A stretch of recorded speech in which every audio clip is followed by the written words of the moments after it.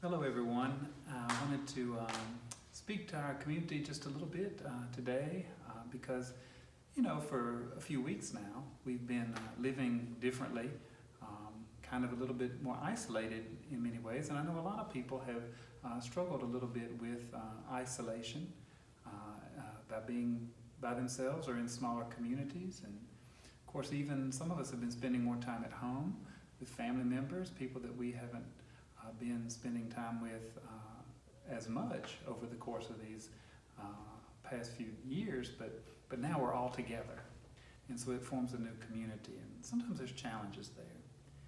But one of the things that's been coming to mind for me is that in the Western part of Christianity, one of the things that's most characteristic of our Catholic faith is the influence of actually Benedictine monks. So the monks that followed Saint Benedict of Nursia.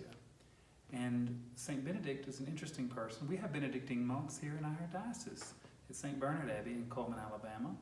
And these Benedictine monks are sort of the heart of our diocese because they pray for us when we can't pray for ourselves and keep us always in mind. And this rule of Saint Benedict is something that I wanted to share a little bit with you today, because it's not just for monks.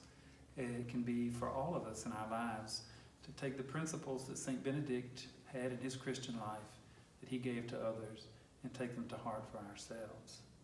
So about 20 years ago, I went to stay with the Benedictine monks in Coleman, and when I was there, they gave me this little rule of St. Benedict. So it's not very long or very complicated.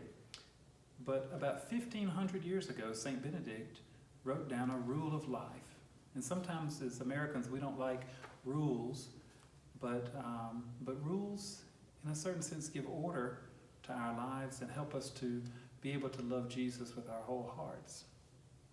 The thing that's most characteristic about the rule of St. Benedict is how humane it is. How St. Benedict understood the nature of the human person, the things that tempt us, the things that bother us, but he still was able to bring order into all those very human things, so that through our humanity we can approach God and his divinity, which is, of course, the opposite of him and his divinity having come down to be with us in our humanity. So the rule I want to share with you, in fact, the beginning of it I think is very good. They call it the prologue, the first words of the rule. And St. Benedict begins his rule with some important words. The first word is listen. Listen to the Master's instructions. But he says listen in a special way. Listen with the ear of your heart. Now, I don't know about you, but my heart doesn't actually have ears. So he's given us a metaphor, an idea, to listen with the ears of our heart. Not trying to scratch through something to find rules. You did this, you didn't do that. But to listen to his teaching and to the teaching of Christ in such a way that our heart is changed. These days, again, many people are living either in isolation or in smaller communities, and it's a little bit like being a hermit. And so we see in hermits that they go away to some remote place. They're by themselves. And it's actually in the hermitage, though, that the faithful person can encounter God. Because we have a lot of thoughts in our minds and a lot of things that come in on our thoughts, temptations, and we, in a certain sense, do a little bit of battle with that. But here in the rule of St. Benedict, we have all sorts of tools for good works, how to think through these things. And also, he gives us a lot of instructions on how to pray the Psalms, how to turn away from the world and all the things that it tempts us with, and then turn back towards God. So many of you can find the rule of St. Benedict. If you don't have a copy, you can find it easily online. Just type in Rule of St. Benedict in any search engine, and it will take you to good sources. You'd be amazed how many beautiful things there are about the Rule of St. Benedict on the internet.